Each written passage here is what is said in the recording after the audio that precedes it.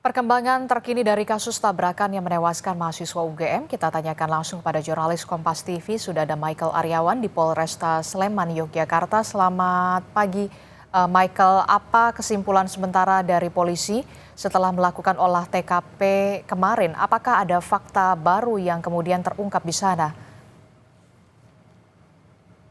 Selamat pagi Adisti dan saudara.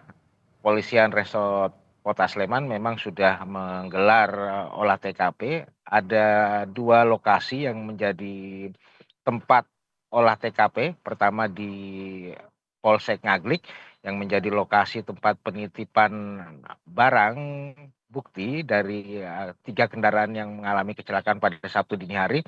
Dan yang kedua yaitu di lokasi kejadian di Jalan Palagan Tentara Pelajar.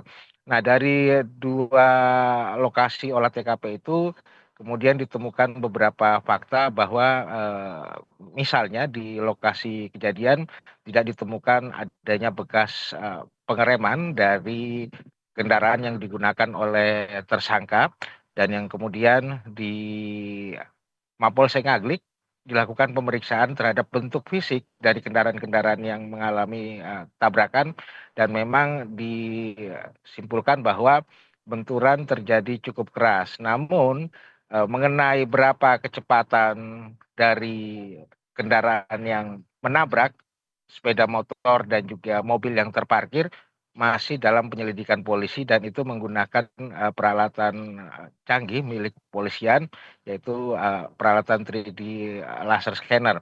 Nah, belum dikeluarkan data-data yang didapatkan dari peralatan tersebut, namun akan segera dirilis oleh pihak Kepolisian Resort Sleman berdasarkan apa yang didapatkan dari keterangan Kabid Humas Polda DIY bahwa dijanjikan hari ini atau besok segera akan diumumkan ke publik melalui media massa. Demikian, Adisti.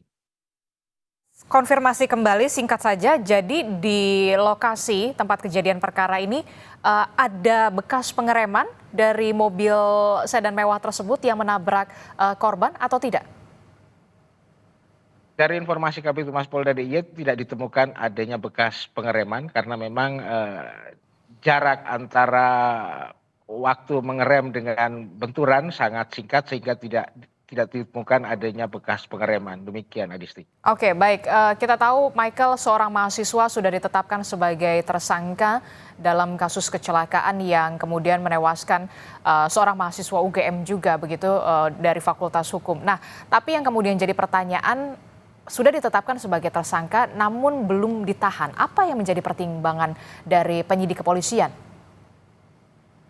Ya, betul, Adisti. Cristiano Tarigan sudah ditetapkan sebagai tersangka dalam kasus kecelakaan yang menewaskan rekannya sesama mahasiswa UGM yang berasal dari Fakultas Hukum, yaitu Argo. Namun disebutkan oleh Kabid Humas saat ini pihak kepolisian masih dalam proses pemanggilan karena baru kemarin siang tersangka atau pelaku penabrakan ditetapkan sebagai tersangka, dan masih ada waktu sekitar 1 kali 24 jam untuk memanggil tersangka datang ke Polresta Sleman, dan biasanya menurut Kabid Humas setelah dipanggil akan dilakukan penahanan. Jadi dimungkinkan pada hari ini tersangka akan segera ditahan, Adisti. Oke, baik. Terakhir, Michael, terkait dengan kasus ini, siapa saja saksi yang sudah diperiksa dan barang bukti apa yang kemudian sudah dikumpulkan oleh penyidik kepolisian? Apakah memang betul ada rekaman CCTV di lokasi kejadian?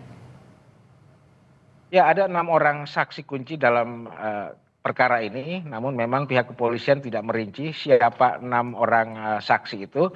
Namun berdasarkan kabar yang kami terima disebutkan yang menjadi saksi adalah salah satu diantaranya adalah orang yang berada di dalam mobil kendaraan tersangka. Namun siapa orang tersebut memang belum dibuka oleh pihak kepolisian.